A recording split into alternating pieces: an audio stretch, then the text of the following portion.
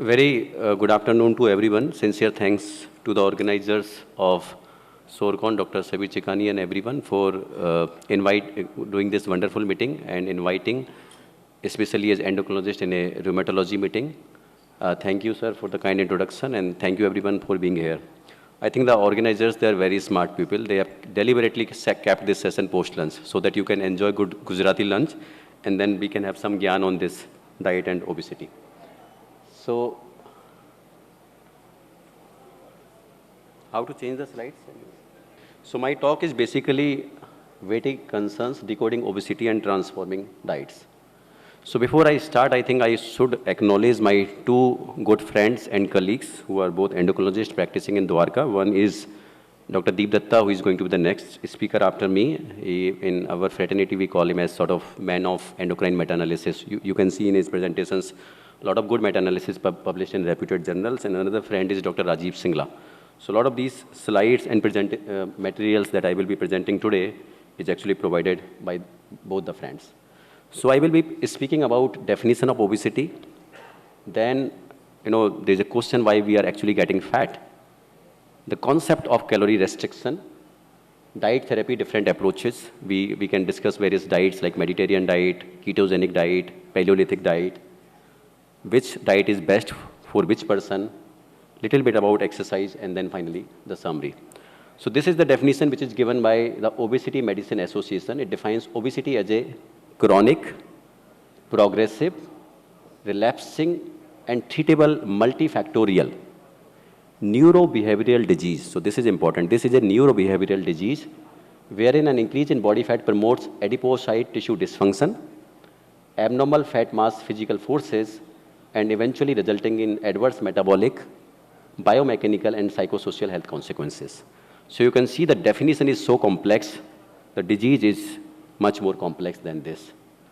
I'm not going into too much of statistics, but I think one thing is very clear. We are no longer a nation of the lean people. This is from ICMR India Diabetes Study 2023, which is published in the Lancet, and you can see here, you can see the graphs. This is based on more than 110,000 adult persons, which is surveyed across India in different states. So you can see here, generalized obesity 28.6%, abdominal obesity 39.5%. So generalized obesity almost 30%, abdominal obesity almost 40% of adult Indians across various states, across various urban and rural population. Of course, you can see other sort of, alarming parameters like diabetes more than 11%, pre-diabetes more than 15%, hypertension 35%, and dyslipidemia in 25%. When we see obesity, I think the pathophysiology seems very, very complex. But if we see a paranomic view, I think eventually if we go to the, when we realize and we see the evolution of human beings, at one point of time, the human beings, they were hunter and gatherers. Then the agricultural era and the today's world where almost all of us are physically inactive. One landmark change that happened in the pre-agricultural era, that carbohydrates increased significantly in the diet. That was the one change that happened. And eventually, as of now, because the carbs increased in the diet, the insulin starts increasing. The insulin starts increasing fat as a sort of survival advantage. Fortunately or unfortunately, now food scarcity is over. So eventually, what you realize that the food availability is increasing, the physical activities, they are declining, and that is overall shifting the BMI graphs to the right. So in the previous era, in the pre-agricultural ketogenic era, we were relying more on the protein diet. That point of time, the insulin levels in the body were minimal. Insulin is the one hormone that causes lipogenesis or store of fat in the adipocytes. So when the carbs increase in the diet in the pre-agricultural and agricultural era, insulin starts causing accumulation of fat as a survival advantage. But this survival disadvantage has eventually become disadvantages because now we don't have any food scarcity anymore. So if you see the secular trends over long period of time, the food availability is getting better and physical activity is declining. whatever, as human beings, especially as Indians, every occasion we tend to celebrate with the food. And whether it is our conference or any birthdays or whatever functions, we celebrate it as is with the food. And I think in northern India, people love, maybe in South India as well, people love to see sort of overweight and obese persons. Ki yes, haan, theek thaak lag raha, khate peete, healthy persons hai. When you lose weight, there may be 10 persons who may be, sort of pointing you out that you have lost weight, but if you gain weight, nobody will ever point you out that you have actually gained weight. So overall, the environment has become obesogenic. The previous environment, the pre-agricultural era, that was the leptogenic environment, the environment has overall become obesogenic. Now, because of the genetic susceptibility, some people, they may be gaining more weight, and overall BMI graphs, they are shifting to the right. And what you can eventually see, more people, they will eventually fall into the category of overweight and obesity. So eating, again, because whether you are living to eat or whether you are eating to live, so that is also another important thing, because eating can be an addiction, and that is very well proven. When you eat your favorite foods, it causes dopamine release in the brain. It causes reward phenomena. In fact, a lot of surveys, they have clearly documented that many persons, they have issues, in terms of controlling their behavior, in terms of food addictions, and, in terms of psychological eating as well. So that is very, very common in normal persons as well. Sugar is the most addictive thing. In animal models, clearly proven, sugar is more addictive than the cocaine. Unfortunately, more than 80% of processed and packaged food, they have added sugars. Biggest challenge is high fructose corn syrup. It is clearly linked with obesity, diabetes, hypertension, dyslipidemia, cardiac diseases, and many others. And if you see most of your favorite foods, they have high amount of high fructose corn syrup. This is the most addictive thing, and this is the one thing that is causing lots of issues. So this is one of our editorial which we published in Indian Journal of Endocrinology and Metabolism, to invite hearings. And in fact, recent ICMR guidelines, they have clearly focused on cut down of sugar and salt intake.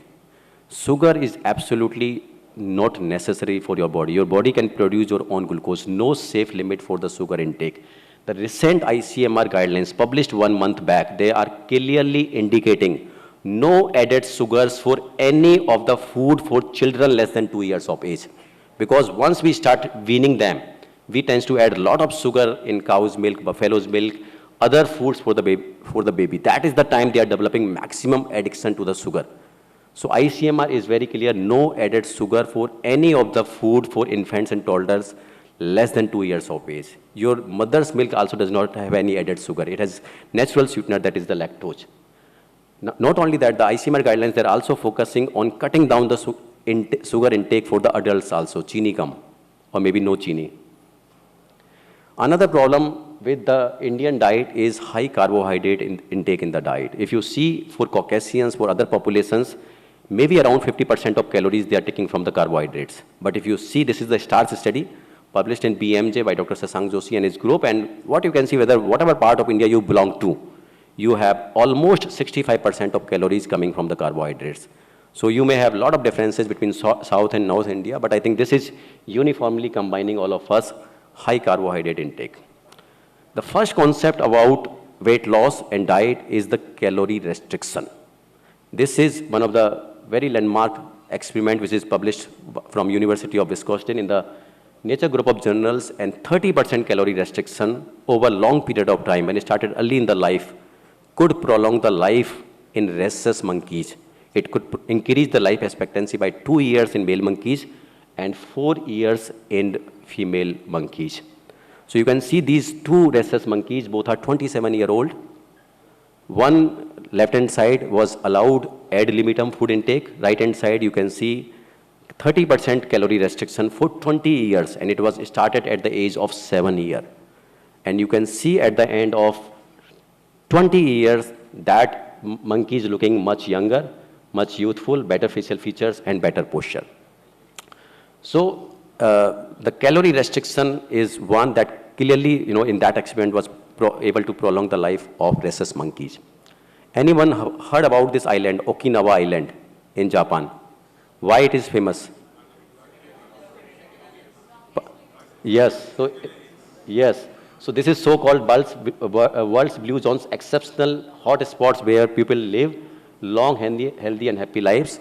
Average life expectancy 84 years for males and 90 years for females, and maximum number of people more than 100 years of age per lakh population in this island.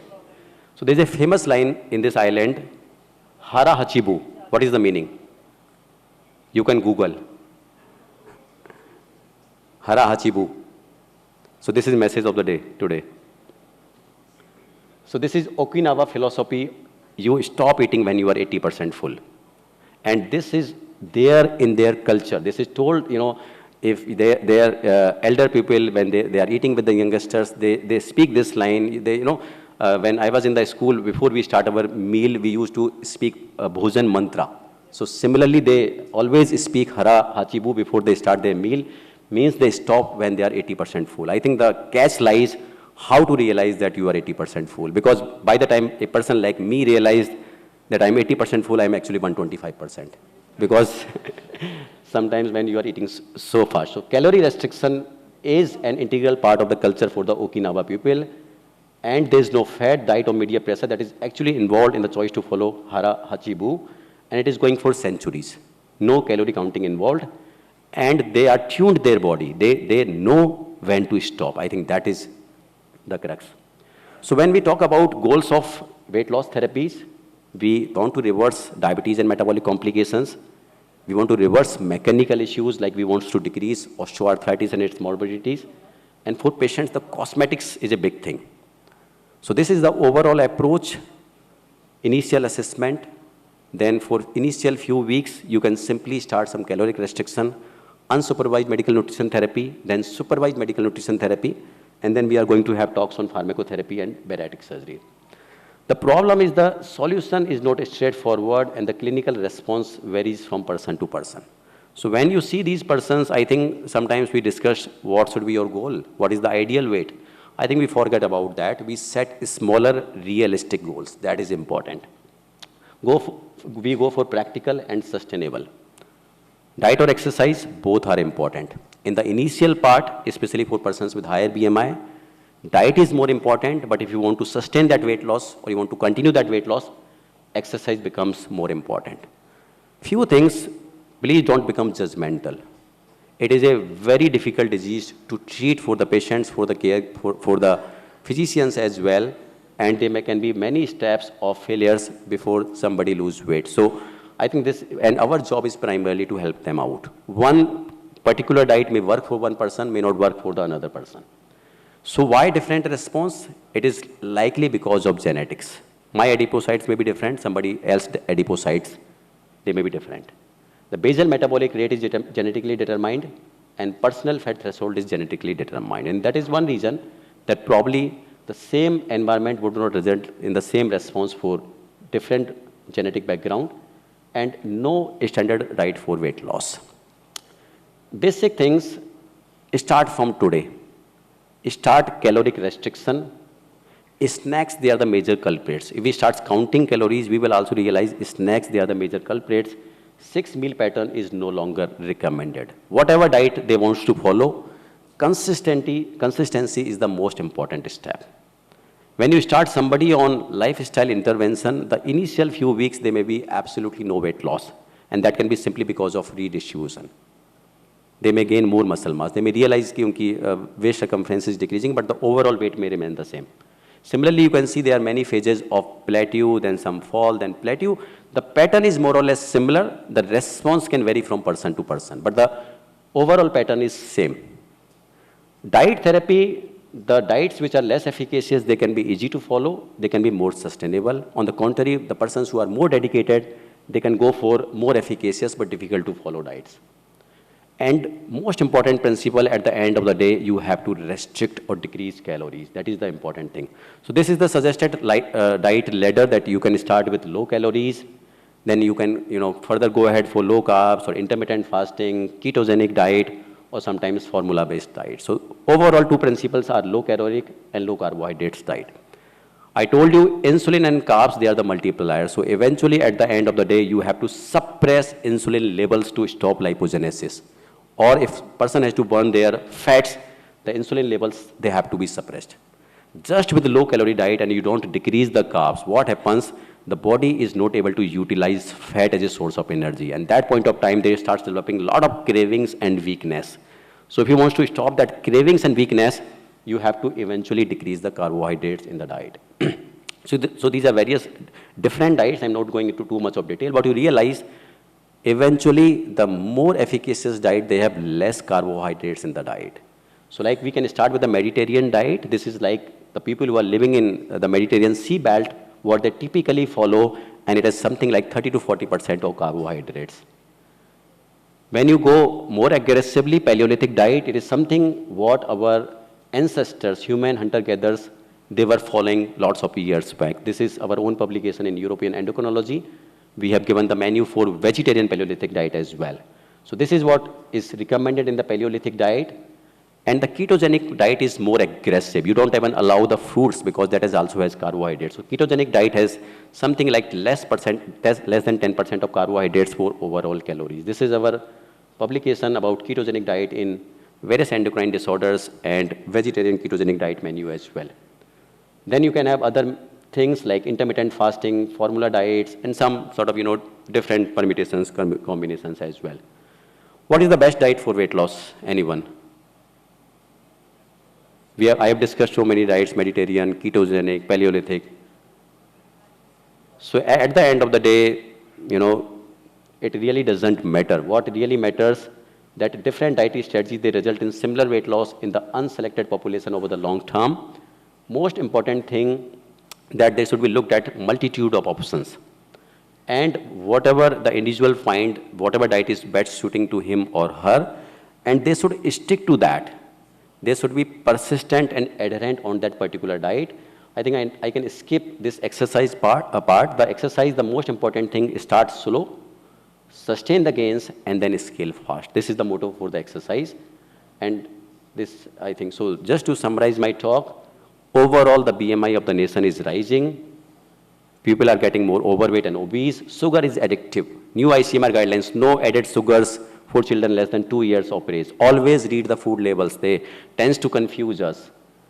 Overall, for Indian diet, you need to decrease carbohydrates, increase protein intake. Follow the principle of Hara, Hachi, Bu, eat 20 to 30% less. I think that is very, very important. Weight goals are very personal in nature. Simple step ladder light, it can work for majority of persons. Key is the follow-up. Same therapy would have different response in different persons. And key is the consistency. Basic principle is caloric restriction. And for exercise, start slow, sustain the gains, and scale fast. Thank you.